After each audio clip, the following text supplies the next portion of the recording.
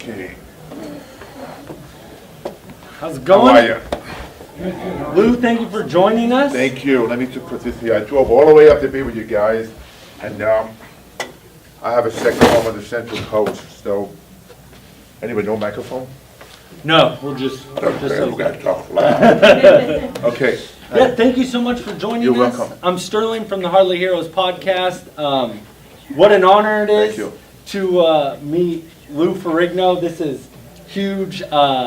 Before we get into the Hulk stuff, I want to know if you wouldn't mind talking about, your bodybuilding, because I was watching a documentary about you, and one of the things that was so cool is you grew up reading comic books, Yeah. and you had said in the documentary that you gravitated towards these superheroes and their muscles, and that's what really brought you in. Well, what happened though, when I first, close to birth, I had an ear infection. I lost like 75%, 80% of my hearing. And it made me extremely introverted as a child. And I also had a severe speech impediment. So I was also with bullied a lot as a kid. So I used to read a lot of Hulk comic books because I was obsessed with power, because it gave me confidence. I was like a real life walking medic. I used to fantasize being the Hulk, being powerful, because I got beat up a lot. And I was kind of like, pushed away from society. And then one day I discovered this muscle magazine. And there's a guy on the cover that said Dave Draper, Mr. Universe. I said, wow, Mr. Universe. I said, they had Mr. America, but I didn't realize they had Mr. Universe. I'm looking at the muscles. I took the magazine home. I read every page. But unfortunately, I traded for all the original Hulk comic books because I could have bought this building tomorrow. So anyway, I'm buying all these muscle magazines, studying about bodybuilding, about the anatomy, about the body to be strong and powerful. And slowly over time, my life started to change because I knew that was my path to survive, because I had nothing else. And then everything just fell into place. But I was a huge fan of Superman and the Incredible Hulk. And it's funny, I used to come home from school, when you're a kid, you believe that Superman is real. So I used to watch Superman, the series, the original Superman with George Reeves. Yeah. The one time I put a red blanket around my neck, I tried to jump out of the second story of my house. I came landing down, boom, I almost broke my knees. I said, that's the end of Superman. I better focus more on the Hulk. But the beauty about the Hulk is the fact that he had no shirt on. Yeah. And you see the muscles. So that's how I related to the Hulk, because it was G versus E. Dude, that is so cool. Yeah. I was just infatuated by all the training and how at a young age you were like, this is what I want to do. And, you'd even said that, your parents were like, as long as you do good in school, we'll keep the weights. And I thought that was so cool that that's what drove you to, become this, sculpture. Yes, it's all about passion.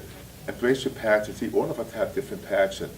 And I'm glad I embraced my passion, because if I didn't, I probably would have done bad things in my life, probably drugs, because, being depressed. I decided to take the high road, positive living, because I knew that it made me feel good about myself. That was my passion. Funny, one time in school, you mentioned about the weights. When I was in about third year of high school, I remember I had all these weights in the basement. I collected all the barbell plates. So I wasn't doing well in school. I wasn't passing. So my father said to me, I'm going to chain all these weights. He put like an 8-foot chain through every plate, and he put a big lock on it. And he said, when you improve your grades in school, I will unlock. So he was a police officer, and he worked the nighttime shift. So when he'd go to work, I go down to the 2 pliers, I grab the length of a chain, I would cut it open, throw the link away, and then work out, then put the chain back together. So one by one, I was throwing a link away. So before you see the pile of weights was like a small pile of, instead of being spread out, it looked like a big ball of iron and steel. So my father comes downstairs, he said, what happened to all the chain? I said, I don't know. And he looked at me to realize that, how bad I wanted to train. He goes, okay, I'll give you a shot. Keep working out, but if you feel it again, I'm going to throw the weights away. That's just okay. From that time on, I ended up passing. Wow, that's so cool. Yeah, it's all about that passion, something that you really want in life. Like, it's important because, life is short. We're here for a short time.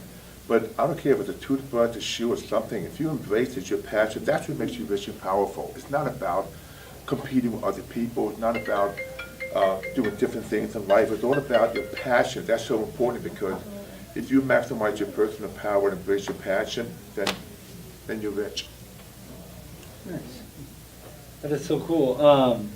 Also, another movie that you were in that I want to talk about before we get to the whole was I Love You, or I Love You Man, with Paul Rudd. That was like really cool. It was cool, like seeing your house and all that stuff. You let him tape in your house. Romance and bromance. Yeah, and I thought that was really cool. You let him into your house to actually like film there. Well, that wasn't my house. That was somebody else's house. Oh, was it? Yeah. I wanted to ask No, that. because my wife's not going to have a statue at my backyard. Because I really wanted to know that. I didn't know like the backstory, No, but it was in Bel Air, because you see what happened. John Hamburg, who wrote the script for Zoolander, and like me, the Fokker, he wrote I Love You Man, and he went down to Universal. He said, I wrote the script with you in mind. He said, how you like the script? I said, well, if you expand the ending of it, like the wedding scene, I think it's a great idea, because one of the most famous scenes in the movie is the chokehold. yeah. When I have Jason Segel, and Jason saying, you know, he's yelling at him, telling him, don't fight it, because he keeps insulting me with Hulk and calling me the Hulk and everything. So it played out beautifully, because that was done after King and Queen.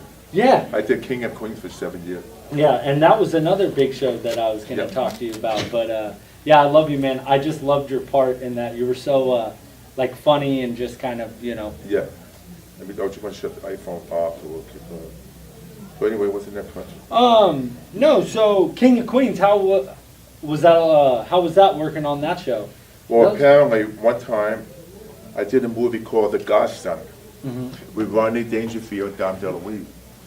The one night the producers watched it says, why not have Lou on the show, invite him on King and Queen as a neighbor for one episode?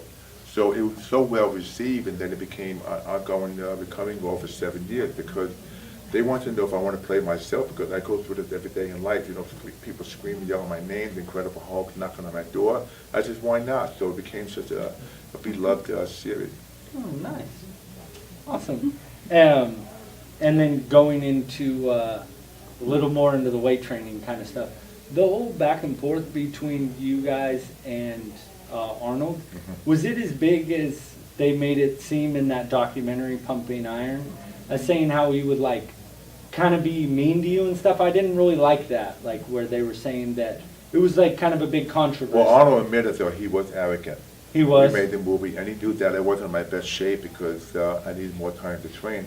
But it played out beautifully, because I was like the boy next door, and he was like this, you know, this born leader walking around. He wanted to defend his title, and then he playing jokes on everyone.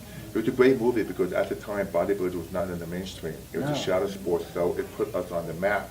Because back then, the general public did not know what bodybuilding was. The only people who knew bodybuilding was one that read magazines, but it was never on television.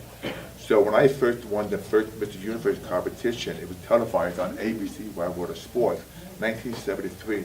That's when the whole world discovered about Mr. Universe. That was the first one. Then that led to Pumping Iron. The tough part about Pumping Iron is that, you know, when you're training for competition, you have to diet. So we had to all fly to South Africa. I remember we arrived at this hotel. I see this beautiful smorgasbord, beautiful food, all kinds of dessert, you name it. I couldn't eat it. So we were dieting, training all week. We stayed there for like a week before. It was a great experience. And that's where they filmed the movie. And I remember the time I wasn't too happy with the film, but then when the film came out later on, I realized it wasn't about who won the competition. It was about the beauty of the movie, about Pumping Iron. Yeah, Yeah. it's just really cool, because I'm into like lifting weights, not as, you know, big as you are, but it's very inspiring, and watching it and seeing, you know, like you got so much better with age. Like kind of they talk about it. They're like, you know, he got stronger, and your physique got even bigger when you get older, which is usually not the case. So that was really cool. Well, I train every day. I've been training now for 54 years. And don't get me wrong, some days I don't want to go to the gym, but it's my passion. Like I said before, it made me who I am. I just love it. Because the time when I started training, people would make fun of me. They'd say, you live in bodybuilding and dumbbells, you read muscle magazines, how are you going to get an education, how are you going to get a job? I just loved it, because back then there was no money in bodybuilding, but now in competition, you could win $150,000 to $200,000 to get endorsement deals. So it's so different, but it's a good thing I stuck with my passion, and it saved my life. That's why today you have women working out. Yeah. And that's why it's so important for everybody to work out. I don't care how handicapped you are, you go do swimming or something, because they just came out with a survey yesterday on the news. I know you've seen it. They said that someone who doesn't exercise, who's unfit, it's worse than having diabetes or facing death. Oh, wow, I did We not don't know always see in that. the news. Yeah, it's important because you want to have the circulation going, doing something with your body. Because when you get older, you know, your body breaks down. But this goes for all ages, and it only makes you feel better about yourself. Like, for example, how you eat and the nutrition. Because if you feed yourself with good food, proper nutrition, you function better mentally. Oh, definitely. Yeah, it affects everything, relationship. If you eat like hamburgers all the time, bad food, you can't function. So that's how I want to relate to you, because I've done that my whole life. And that's why I look like this. That's why I'm passionate about it. That's why I feel, you know, good about myself. No, that's great. I love it. I'm Yep. super into working out and all that stuff, so I did want to touch on that before Right, we got into the Hulk stuff. But, you know, being the Hulk, you were the actual physical Hulk. That's like just the coolest thing, and got to be that you actually got to play him instead of now it's a CGI. Like, Yeah. how cool is that for you, and seeing all these fans and everybody dressing up as you? Well, what's great about it, see the whole TV series, every episode had a laser compelling message about life. You didn't have lust, you didn't have drug, sex, and fighting. It was a clean show, like Twilight Zone, going to go on forever, like Star Trek. So I'm glad they did the show. I mean, the makeup was terrific because it took like 3.5 hours to apply the makeup, 12 hours, 14 hours a day to stain the makeup, being retouched, an hour and a half to remove it. But before we continue, I'd like to do a Q&A because they have questions. If you got questions, raise your hand, because then we'll have some fun, because I came here to be with you guys. So if you got questions, raise your hand, and then I don't care how silly the question is, because my time kind of limited here. Are you familiar with the Planet Hulk comic where Hulk gets, you know, the I've heard Avengers, of it, yeah. where Hulk gets sent to another planet and he fights as a gladiator? Do you ever think, had that storyline been around the time you did the Hulk, do you think they would have tried to make an episode about it, or a TV movie? It was different back then because when I did the series, they want to have aliens, they want to have the Hulk jumping like 130 feet. They wanted to keep it simple because we didn't have the special effect or the technology. So they had ideas to do that, but Bill Bixby at the time wanted to keep it simple and make it a storyline about David Banner and the Hulk together, and then dealing with different episodes like anxiety, depression, rejection, you know, frost, stuff like that. Also, do you wish that your Hulk could have said, you know, Hulk smash? Of course, he never like talked or anything. Well, I didn't do the voice for the Hulk because it's done by a guy named Ted Cassidy. He played Liz from the Addams Family, Ricky voice. But I ended up doing the voice for the animated Hulk cartoon because, you know, getting older because my voice was deeper. But I thought they should have used my voice for the series because I know how the Hulk sounds and feels. But that was tough back then. You're talking about 41 years ago. Because at the time when I did the pilot for the Hulk, Captain America and Spider-Man failed as a TV series. So everybody was banking on what was the Hulk, how would it perform when it hit the air. My show was like the pioneer. If it wasn't for my show, you wouldn't see the Marvel heroes today because it was the first one to break it in the mainstream. When the Hulk first came out on TV, everybody thought Bill Bixby with a jumpsuit pumping air. They couldn't believe the body was real. And you couldn't see the best of me because I had all that makeup. It was the first time the world, I mean, I'm talking about the whole world seeing the real muscular guy. So what's funny is that I wanted to go someplace for my honeymoon that I won't get any attention because at the time when the series came out, I couldn't walk anywhere. Yeah. So anyway, I remember I said to my wife, I said, we're going to go on a honeymoon, we're going to go to Tahiti. We fly all the way to Tahiti. Get off the plane, we get off the boat to an island called Bora Bora. I said, finally I had some privacy, some peace. And I was on a rowboat, like a motorboat. As we're pulling up to the pier, there was a kid at the pier holding an Incredible Hulk comic book. So like, So I knew, but it was so beloved in every country in the world. It was Yeah. a beautiful show because even now when you watch it, you see a lot of good stories. Unfortunately, Bill passed on at the age of 59, but it brings a lot of memories. And it's a beautiful show because when you watch it, it's really the best advertisement for bullying. You know, Bill Bixby, David Banner gets bullied at the show. What happens becomes the Hulk. That's why a lot of people relate to the show because they were bullied one time in their Yeah. life. no. I did have a funny story that I had heard that you had went to the doctor one time to get an x-ray, and that they said that they couldn't see through your muscles through the x-ray machine because your muscles were too dense. That And they had might to turn up the machine. That might You mean the gamma rays, right? Yeah. No, what happened, they say that people that are overweight, Yeah. they very easy to x-ray, but very large muscular men, it's a problem because you have so much muscle, you have Yeah. to kind, that was the one point I remember. They kept moving around the table, like trying to have my arm outstretched, because back then the x-ray machine wasn't like today. Yeah. So you had to kind of leave me in a different position because I was so big and so thick. I had a hard time trying to find the right position to be x-rayed. That was my fault, I gave them this information. Oh, yeah. Wow. What was your most, since you said each episode of The Hulk did have a story, what was the most important episode to you then of the whole series? I think when I played myself in the show called King of the Beach, it was my first acting role where you see the bodybuilder. I played a guy named Carl Molino. I work in this restaurant, and then I'm trying to win a competition. But then David Banner has been sabotaged by the other people, the panel, that they want to steal the money from the competition. You see me become the Hulk, and you see me and the Hulk together. That was a great show called King of the Beach. It was probably the most popular episode of the whole series. Yep. I had read a story that kind of involved a real life hero kind of whole thing that might have happened to you, and I was wondering, it was about an event involving your daughter, that you might have saved your daughter. Yes. I was wondering if you know what I'm talking about. If you Yes, I drove a small pickup truck back then, and I was doing a lot of woodworking, because I was a sheet metal journeyman by trade, 4 years apprenticeship, I was a machinist. So I had this huge 1,000-pound air compressor back on my truck. And I remember my daughter playing by the front of the house. I remember when I parked the truck, but apparently the shit was in gear completely. And it started to roll back, and I realized she was going to get killed. So I wanted to stop the truck on the air compressor. I remember I kind of pushed it, fell down, and I tore my right bicep from the fall, but apparently I just pushed it out of the way so she was okay, because it was in the National Enquirer. It was such a scary accident. But back in 1981, good memory. Oh, yeah. Yeah. The story I heard was a little more like you were in San Francisco and it was a semi-truck, but... That was 2 years ago. It was fake news. Somebody claimed I was driving the 101, and then I had a collision on the way to San Francisco, and I was dead. Oh, no, not that. That's 2 years ago. There was another story that one time I was benching 500 pounds, and then I couldn't rack the bar back on the rack, and I died of suffocation. Fake news. Anybody else?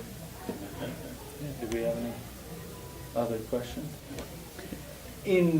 I'm sorry, I keep going back to the weightlifting, but it's such a big part of your life, and whatever, I'm not. Thank you, yeah, see, that's good. We got little baby ones here, but in your training, in like your mindset, like how did you, was there something you would kind of tell yourself? Was there a mantra or something like what I've used is like, I tell myself like I'm stronger than I was the day before, or something like that, that got you to push through sometimes in some hard times at the gym? Oh, definitely, because there's days that you hit a plateau. But I want to be a bodybuilding champion more than anything. And to be a world champion, you have to love pain. You have to do what it takes to become a world champion. If you have to squat 400, if you have to do 4 more reps to put another inch in your thighs, you find a way to do it. That separates the men from the boys. So I realized I had to train harder than anyone else because I was very tall. Because being very tall, long limbs, I had much greater range in motion, and also to work on symmetry. And I remember that every time I went to the gym, I just felt good about myself. I think ahead of the weights I'm going to use, and every time I train, maybe every 2-3 months, I can try to add more and add more. The beauty about competing with yourself, to maximize what I can be with myself can be. So with that vision I had, that gave me the motivation, the determination, discipline, to focus ahead and keep doing what I'm doing. No matter what the naysayers say. Don't listen to naysayers, because naysayers say, you can't win the Mr. Universe, you can't do this. And I want to hear any more what if. Yeah. What about taking action? You see, life is about a choice. You make a choice. If you want to don't want to make a choice, don't do this fake confident talking all day long. You either do it or you don't do it, period. That's what life is all about. See, every one of us has a choice. And we make that choice. Sometimes you make wrong choices. Sometimes you make mistakes. You learn from your mistakes. It's all about choice. Nice. Yeah. No, it's really awesome. So putting on all the makeup and the whole, we'll jump back into that. So you said it took 3 hours, correct? 3.5 hours. So now, in between that, for the purpose of the show, like, would you do workouts in between in the makeup and everything to? Well, I could never train at the time I was in the makeup because to apply the makeup, I had to stay in the makeup as a home. I was in a refrigerated motorhome. I had to be refrigerated all day long because to keep the temperature down. I either would train before or afterwards. Okay.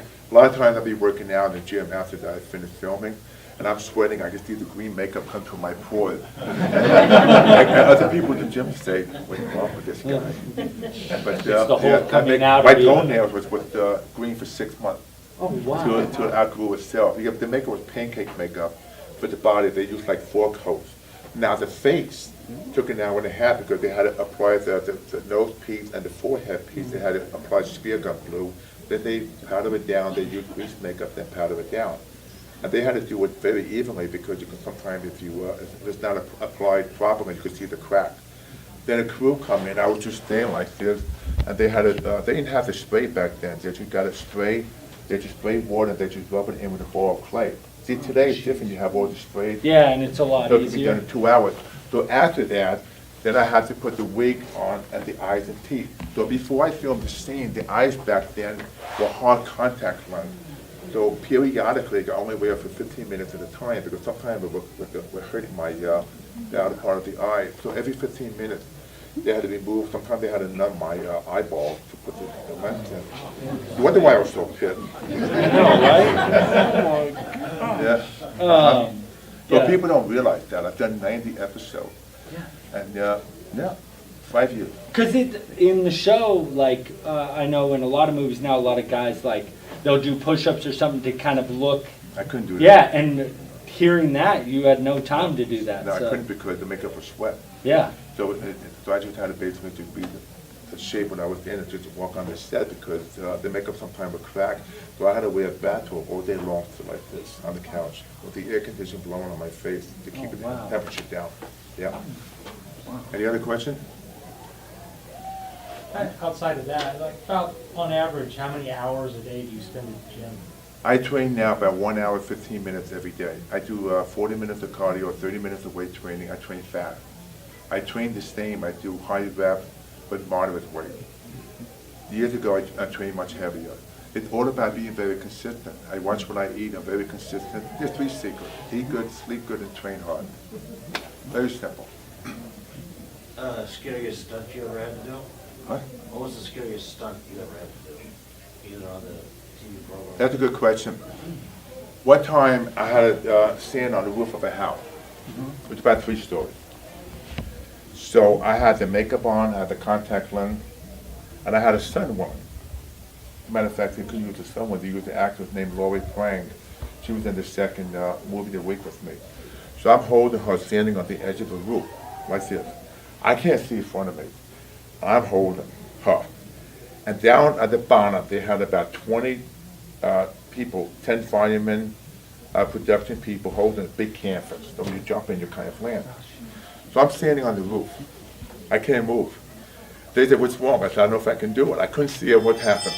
Bill Bixby walked out of the motorhome. He stands there and looks up. He goes, "If you don't jump off that roof, I'm going to cancel the show." Boom! I just jumped. I remember what happened. I remember I hit the canvas, and the poor woman, she must have got crushed. But I said, "Hooray, I did it." But that was the scariest stunt. It's almost like jumping out blindfolded. I can't see. Because of the contact shit, Yeah, right? and she was in front of me. So when you jump off a roof, you just can't. Yeah. You just jump. You have to let your lower leg just float. Yeah. So when you land, you just flop like a pancake. Relax. Yeah. Jump it, besides having to jump it, jumping it blind. Yeah. Wow. Yeah. I'll never do it again. Yeah, a few more questions. Got about 5 minutes. Yeah. I have a question here. Oh, yeah. Your roles other than the Hulk, is there any role that you like most, favorite role? I finished a movie 2 years ago in England called Instant Death. It's one of my favorite films. It's about a guy in the special forces. he rekindled his relationship with his daughter and granddaughter. He flies to England because his wife died. So when I fly there to rekindle my relationship, this vicious drug gang get a hold of my daughter because they're trying to find me. They blind her, they cut her eyes out, and they kill my granddaughter. Then you see me. I come to the hospital, I see what was done. Then you see me go on the revenge. And it's a great action film, very violent, but it's another step away, different than doing the Hulk. So I finished. It's on Amazon now. You can check it out. Called Instant Death. So I follow up with the Yeah. cameos on Marvel. How do you feel about the cameos that you've done on Marvel? I feel good because the first time they did motion capture, Ang Lee used his own body. They should have used my body. But what's happening now, because Disney's taken over, it's too, in my opinion, I think I'm too much CGI. Flying spaceship. I want to see more of a good storyline. It's all changing. That's the direction they want to take. Hopefully someday it'll be like a big arc or come back to the original concept. Two more questions. Is it true that you play Canadian football? Say what? You play Canadian football? Yeah. Oh, wow. You know what happened? I had a very severe relationship with my father. It was a love and hate relationship. And my father always wanted me to be a pro football player. I never liked football. So back then, when I was competing in the 1975 Superstar competition, I did very well. They offered me to try out for the New York Jets. So I went down at the time, and I didn't like it, so they flew me to Canada to play for the Argonauts. I played 2 inter-squad games. I said to my coach, listen, I don't like hitting people. He said, get out of here, go back to bodybuilding. But football is a very highly skilled sport. And Canadian football, you have 3 downs instead of 4. Requires a lot more speed. And it wasn't my cup of tea. Yeah. One more question. Hello. I was just wondering if you had a favorite memory of the time when you were doing the Hulk, or a favorite episode, or favorite thing about that show, or about... Yes, I would say the 3rd season, I was in the motorhome all made up. And having a cup of coffee. So I hear knock on the door, knock, knock. Come in! Knock, knock. Come in! The guy walks in. Short pepper hair, dark glasses, and a little kid. Closes the door, he walks in. And he said, excuse me, my name is Cary Grant. Famous movie star from England. And he said, I'd like to take a picture with you and my nephew from England. And I looked at him. I couldn't say nothing. He must have really thought I was the Hulk. I couldn't talk. I was a Cary Grant in my motorhome. We closed the motorhome door. I was so mesmerized inside. So I didn't know what to say. I was so tickled to death. But my God, when he walked in, you talk about a superstar. To me at the time, that was one of my favorite experiences because I realized that how popular the show was. Anyway, thanks for coming. I'll be at the table. I appreciate you all.